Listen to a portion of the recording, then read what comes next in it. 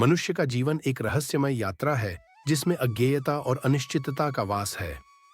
हम अक्सर सोचते हैं कि हमारे जीवन की घटनाएं पूर्व निर्धारित हैं और हम केवल उनका अनुसरण कर रहे हैं। लेकिन क्या सचमुच ऐसा है?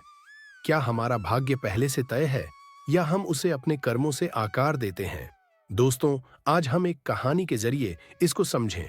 बहुत समय पहले की बात है, एक ऋषि थे जिनका नाम था प्रकृत्य ऋषि। चाटर प्रकृत्य ऋषि का रोज का नियम था कि वह नगर से दूर जंगलों में स्थित शिव मंदिर में भगवान शिव की पूजा में लीन रहते थे। कई वर्षों से यह उनका अखंड नियम था। उसी जंगल में एक नास्तिक डाकू अस्थिमाल का भी डेरा था।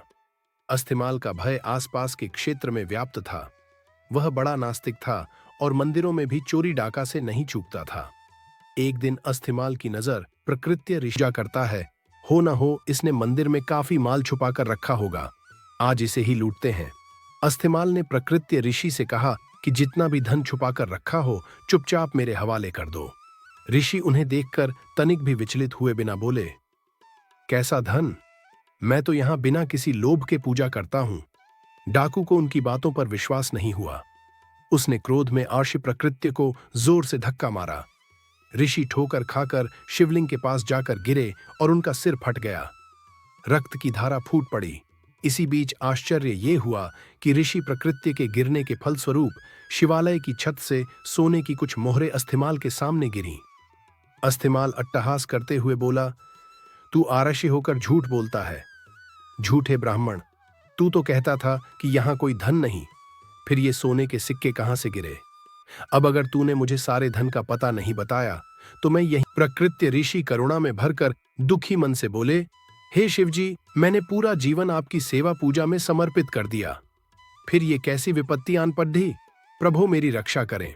महेश्वर तत्क्षण प्रकट हुए और ऋषि को कहा कि इस होनी के पीछे का कारण मैं तुम्हें बताता हूं।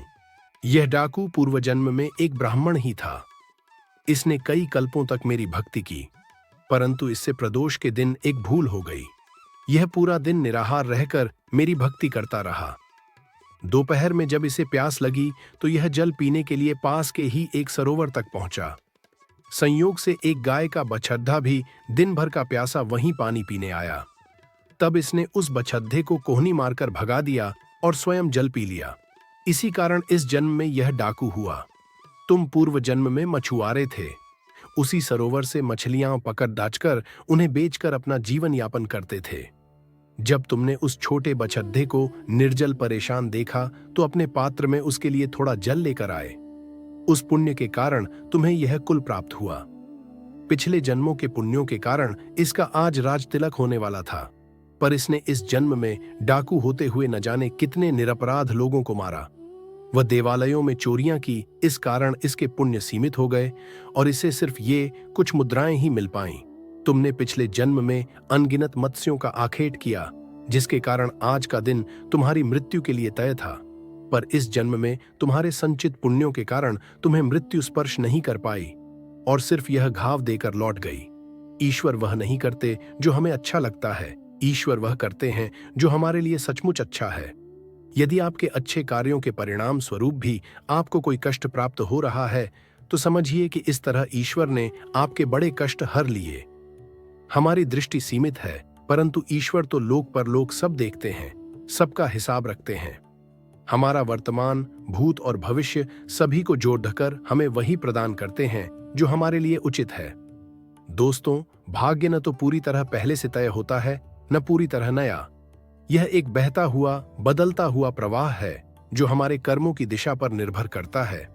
बहुत से लोग यह सोचते हैं कि भाग्य कोई पत्थर की लकीर है, एक ऐसा नक्शा जो ईश्वर ने हमारे लिए पहले ही खींच दिया है। लेकिन यह धारणा अधूरी है। भाग्य न तो पूरी तरह से पूर्व निर्धारित होता है और न ही पूरी तरह से स्वतः नवीन। यह एक जीवंत प्रक्रिया है, एक प्रवाह जो हमारे वर्तमान कर्मों, विचारों और नैतिकताओं के अनुसार दिशा बदलता है। कल्पना कीजिए एक नदी की जो पहाड़ों से निकलती है। उसका उद्गम निश्चित है, लेकिन वह किस रास्ते से गुजरेगी, कहां मोड़ेगी, कितनी गहराई से बहेगी, यह सब जमीन की ढलान, रुकावटों और वायु के दबाव पर निर्भर करता है। उसी तरह हमारे जन्म का समय, हमारी आत्मा का प्रारंभिक गुण, ये सब उस भाग्य का बीज हो सकते हैं, लेकिन वह किस दिशा में जाएगा, यह पूरी तरह हमारे कर्मों के रास्ते तय करते हैं। भाग्य का बीज पूर्व जन्म में बोया जाता है, लेकिन इस जन्म की मिट्टी, पानी और देखभाल तय करती है कि वह बीज क्या बनेगा। यह पंक्ति एक गहरी उपमा है आत्मा और कर्म के संबंध की। हमारे पूर्व जन्मों में जो अच्छे बुरे कर्म हमने किए, वे बीज के समान हैं, छोटे, अदृश्य, लेकिन उनमें पूरे पेड़ का भविष्य छिपा होता है। परंतु बीज तब तक पेड़ नहीं बनता, मिट्टी, पानी, धूप, संघर्ष, इन सब का संतुलित पोषण न मिले। आपके पास पूर्व जन्म से कोई महान अवसर या दुर्भाग्यपूर्ण परिस्थिति हो सकती है, लेकिन अगर आप उन्हें सही ढंग से नहीं संभालते तो वह बीज या तो सूख जाएगा या कांटेदार वृक्ष बन जाएगा। उदाहरण, यदि एक व्यक्ति को प्रतिभा का बीज मिल भी गया, लेकिन वह आलस्य, अहंकार या नकारात्मक संगति में चला गया, तो वह भाग्य फल नहीं देगा।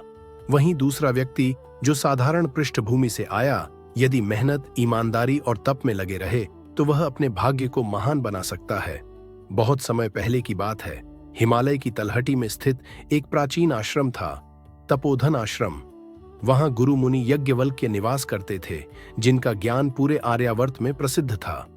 उनके दो प्रमुख शिष्य थे, बोधि, जो जन्म से ही अत्यंत प्रतिभाशाली था, और वसंत, जो एक निर्धन किसान का पुत्र था, साधारण बुद्धि लेकिन गहरी श्रद्धा वाला। बोधि को बचपन से ही शास्त्र, वेद, संगीत, तर्क, यहां तक कि ज्योतिष तक स्वाभाविक रूप से स्मरण रहता था। जो श्लोक दूसरे दिन याद करते, बोधि उसे एक बार में ही कंठस्थ कर लेता। गुरु यज्ञवल्क्य ने भी कहा, ज्ञान की अग्नि इसमें स्वयं प्रज्वलित है। लेकिन धीरे धीरे बोधि में अहंकार आने लगा। वह शिष्यों को तुच्छ समझता, अभ्यास को बोझ मानता और स्वयं को भविष्य का गुरु पीठाधीश मान बैठा। समय बीतता गया। एक दिन मुनि यज्ञवल्क्य ने घोषणा की, अब मैं वृद्ध हो चला हूं। आश्रम को नया आचार्य चाहिए, जो न केवल ज्ञानी हो बल्कि धैर्य, सेवा और तप में भी श्रेष्ठ हो। उन्होंने अंतिम परीक्षा रखी, नदी पार की यात्रा, जहां प्रत्येक शिष्य को अकेले घोर जंगलों, पहाड़ों और तपोवनों को पार करते हुए 7 दिन में लौटना था। बोधि को लगा, मैं तो ज्ञान में श्रेष्ठ हूं, ये परीक्षा व्यर्थ है। वह यात्रा पर निकला, पर उसने मार्ग में ध्यान नहीं दिया। उसने विश्राम में समय गंवाया, बहस की और तीसरे दिन ही लौट आया, बिना अंत तक पहुंचे। वसंत चुपचाप चला, वह हर कष्ट को सहता गया। जंगल में कांटों से लहूलुहान हुआ, भूखा रहा, पर रुका नहीं। 7वें दिन वह जब लौटा तो उसके वस्त्र फटे थे, लेकिन आंखों में तेज था। गुरुजी ने दोनों को बुलाया और बोले, बोधि, तुम्हारी प्रतिभा असाधारण थी, पर तुमने उसका आदर नहीं किया। प्रतिभा जब अहंकार और आलस्य में फंस जाए तो वह श्राप बन जाती है। वसंत, तुम साधारण थे, लेकिन तुम्हारे कर्म, श्रद्धा और परिश्रम ने तुम्हें असाधारण बना दिया। वही दिन था जब वसंत को तपोधन आश्रम का नया आचार्य घोषित किया गया। प्रतिभा मात्र बीज है, लेकिन यदि वह आलस्य, अहंकार और कुसंगति से घिर जाए तो वह नष्ट हो जाती है। वहीं संघर्ष और साधना से सींचा गया सामान्य बीज भी वटवृक्ष बन सकता है।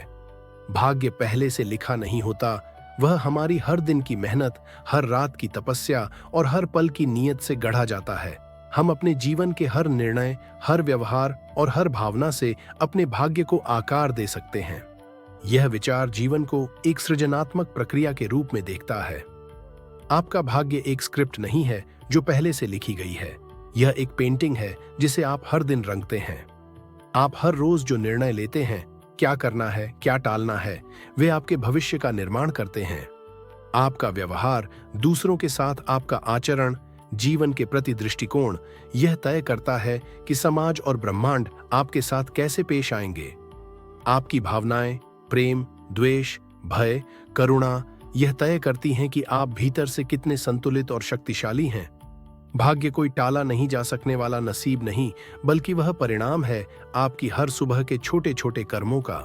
हर कथा में छुपा है एक जीवन संदेश। इसे अपने जीवन में उतारिए और दूसरों को भी प्रेरित कीजिए। वीडियो को शेयर कीजिए। कहानी पसंद आई हो तो लाइक जरूर करें और अगली कथा कौन सी होनी चाहिए ये कमेंट में बताएं। इस डिवाइन यात्रा का हिस्सा बने रहने के लिए चैनल को अभी सब्सक्राइब करें। जय श्री कृष्णा।